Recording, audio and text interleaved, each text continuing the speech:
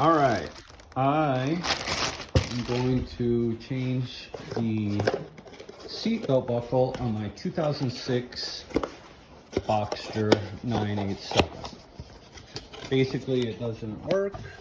It flashes the light when it's buckled in and drives me nuts. So I ordered it from, I don't even remember, but I'll put the link somewhere. Looks like some Porsche dealer somewhere. Here's the part number and whatnot. So I got the part.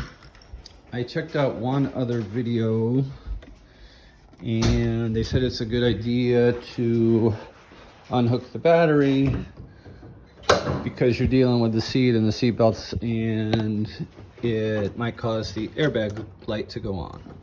So I'm gonna take this guy off if I can get him off. There we go. Got some tools around here somewhere. Got some tools in my truck, which I'm gonna need anyway.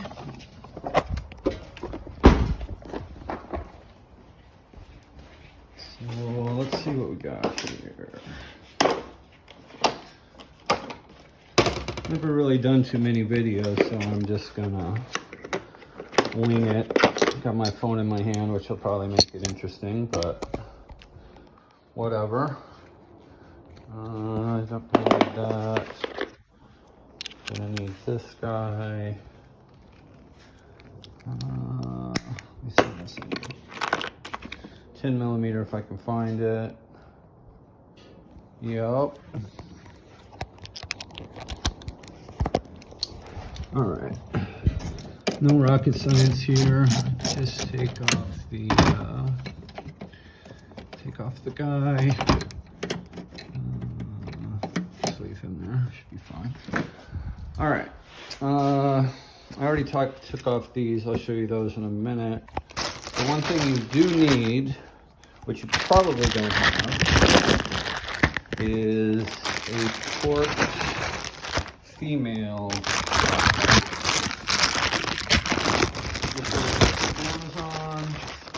Looks like it's going to be hard to get out of this box. It's taped up to like Fort Knox. It'll be tough to do with one hand. We'll see what I can do. Eat it like a hamburger. Alright. Trying to get it apart here. Alright. So yeah, if you don't have, because I actually started the other day and I figured out that I didn't have the thing, so I ordered it on Amazon, and next day as Amazon goes, it's right here. So you see these are torques, and it's an E12 we need. So E12 torque star, whatever you want to call it, socket. So if you don't have that, you probably shouldn't start, because I don't think we're going to get those off without it. I tried to think it was a 10 millimeter, but I figured out real quick it's not. My socket. All right, the deal on these things.